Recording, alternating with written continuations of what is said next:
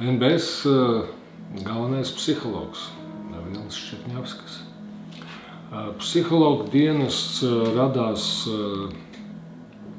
2006. gadā, 12.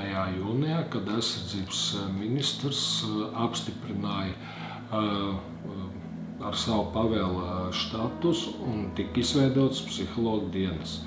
Bet te jāpiebilst, pirms tapa psihologa dienests Nacionālajos bruņotajos spēkos.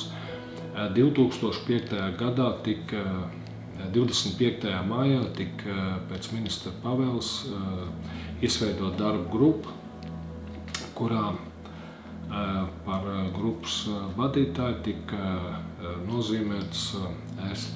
Un mums bija jāizstrādā NBS psihologu dienesta koncepcija. Bet te vēl jāpaskaidro, ka jau no 2002. gada Nacionālos bruņotajos spēkos dažās vienībās jau bija psihologa štats, bet ne visās bija psihologi, kuri bija pabeiguši mācību iestādi, kur varbūt mācījās vēl tikai, un līdz ar to bija problēmas, ka tu skaities psihologs, bet patiesībā tava izglītība neatbild profesijas standartam. Un pats es no 2002. gada ieņēmu psihologa vietu un strādāju jūras spēkos, krasta aizsardzības bataljonā. Un vēl bija dažas vienības, kurā bija psihologi, kur bija izmācījušies, kur bija pabeiguši attiecīgas mācības iestādes un saņēmuši profesionālā psihologa diplomu. Tas bija Racā, štāba bataljonā un arī Alūksnē, kur tagad atrodas kājnieka skola. Un līdz ar to radās dažādas domstarpības, gan darbā, gan kāda uzticība no karavīru vidus. Un līdz ar to arī tāpēc arī radās tas, ka ir jāveido psihologa dienests no profesionāliem psihologiem. Tiešām salīdzinoši ar 2002. gadu, ar 2006. gadu, jā, mēs esam iemantojuši uzticību un karavīri griežās ar visādiem jautājumiem pēc palīdzības, gan lai atrisinātu savus problēmas, gan lai palīdzētu savām ģimenēm izprast jautājumus.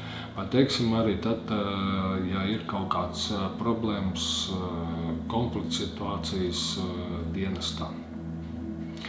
Galvenie psihologa dienesta uzdevumi, pirmais, ar ko arī saskarās jebkurš, kurš dodās dienēt Nacionālos bruņotajos spēkos, tā ir atlase, kurā tiek veikta psiholoģiskā izpēta un dots atzinums.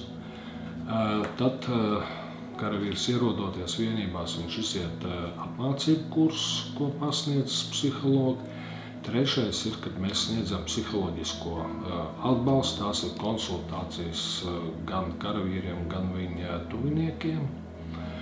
Un, protams, zinātniskais pētnieciskais darbs,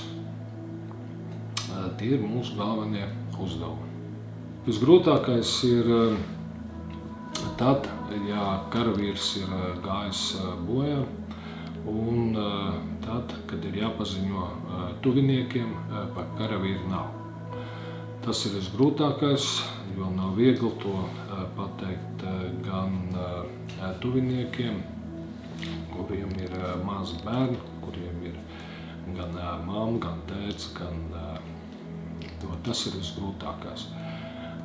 Bet strādāt ar karavīriem no sākuma varbūt bija grūtāk, jo nebija tā uzticība, bija dažādi izaicinājumi, bet jo vairāk tu esi nodienējis un jo vairāk tu esi strādājis profesionālo darbu, un jo tu vairāk sevi esi pierādījis, tad īpaši grūtības neredz.